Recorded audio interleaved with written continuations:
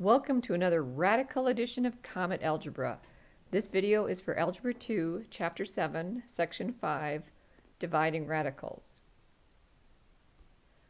We are continuing to learn how to simplify radicals, this time by dealing with the different denominators involved. So the first thing to look at here is the quotient property.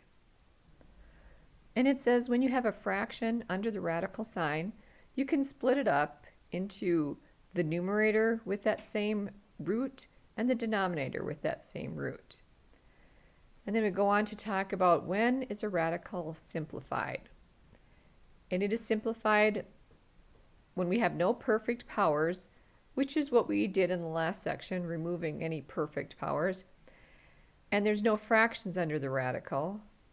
There's no radical in the denominator, which we call rationalizing the denominator, because numbers that are not perfect roots are irrational, and of course we cannot have any imaginaries in the denominator. So those are the three things we're going to talk about.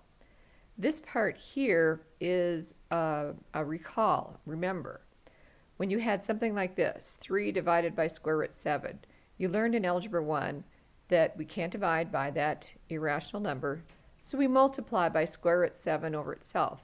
Remember, this is just multiplying by 1, so we're not changing the value of this original fraction, but we're getting rid of the square root in the denominator. So this simplified then is 3 square root 7, and if you remember, the square root of 7 times the square root of 7 is the square root of 49, which is just 7. So this is the equivalent fraction, but with the denominator rational.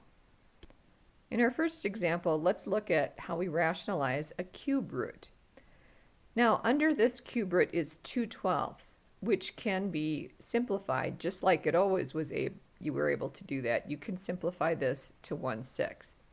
And then we'll use the quotient property to split this up into the cube root of 1 over the cube root of 6. And if you recognize that the cube root of 1 is 1, we only need to deal with this cube root 6 in the denominator.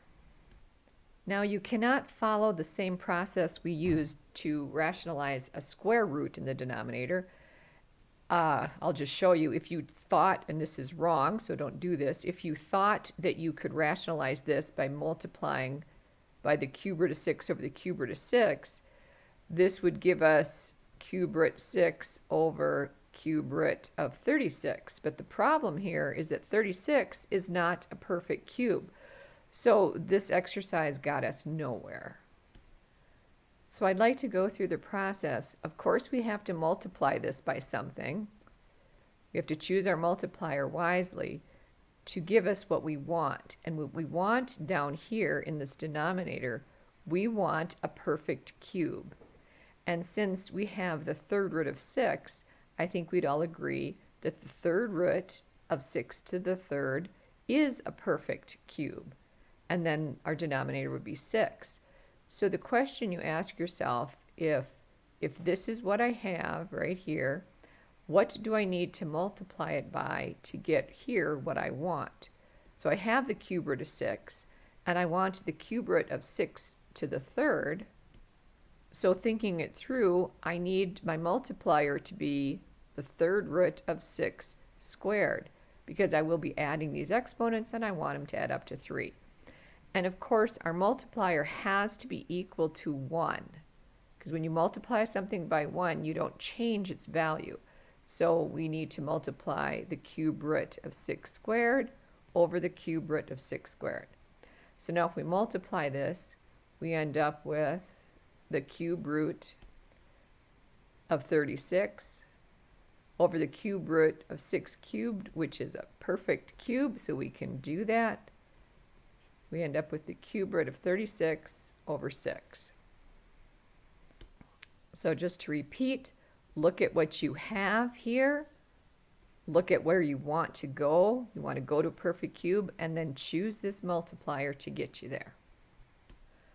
All right, in this next example, there's a few things that we can do before we start concerning ourselves about the denominator. 18 divides by 3 just like it always has. 18 divided by 3 is 6.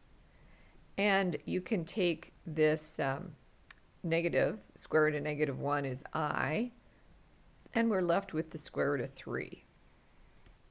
Now, we really have two problems in this denominator. We cannot be dividing by an imaginary number, and we cannot be dividing by an irrational number. So we need to get rid of both of these things. So we're going to choose our multiplier to be I square root 3 over I square root 3.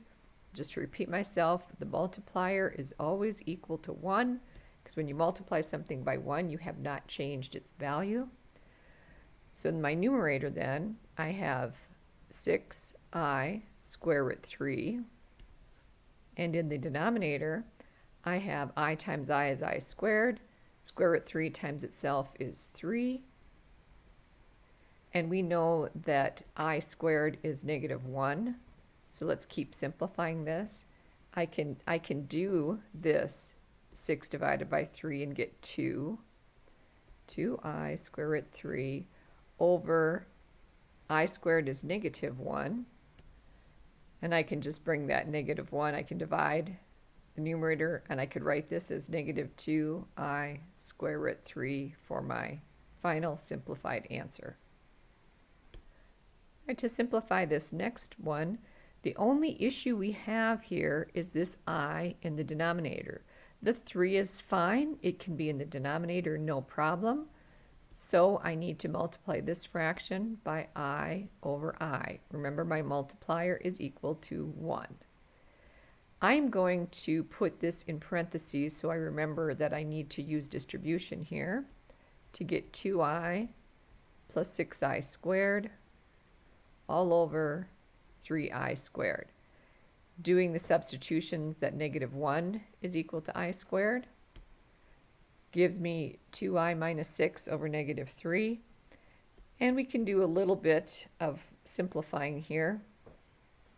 I'm going to put the real part of the number first. So negative 6 divided by negative 3 is positive 2.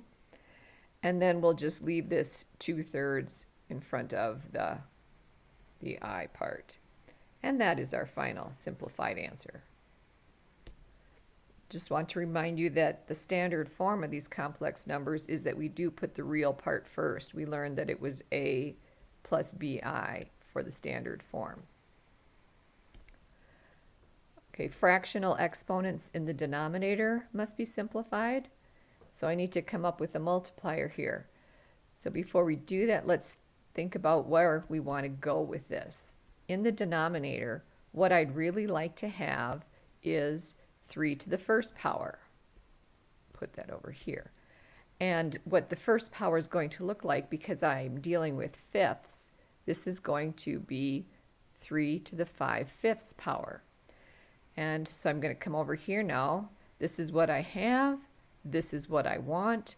So we pick our multiplier to get us there. Remember, when we multiply like bases, we will be adding exponents. So 2/5 plus what will give me 5/5.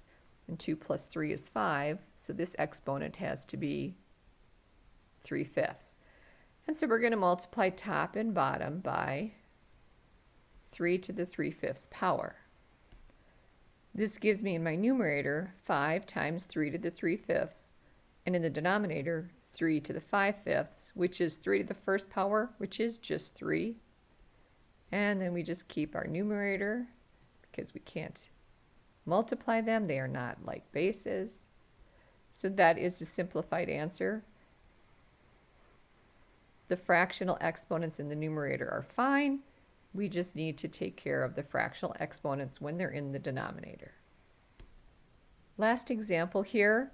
Whenever you have a binomial in your denominator, and the binomial has either a root of some kind or an I, this is what we are going to call a conjugate problem, where we use the conjugate to rationalize the denominator. And you may think that you can multiply this by square root 3 over square root 3. Don't do this, it's wrong. I'm just showing you what not to do. And then if you distributed this in the denominator, you would get 3 plus 2 square root 3. So you just kind of made a lateral move here and didn't accomplish anything. That's why to get rid of the square root altogether in the denominator, we must use the conjugates.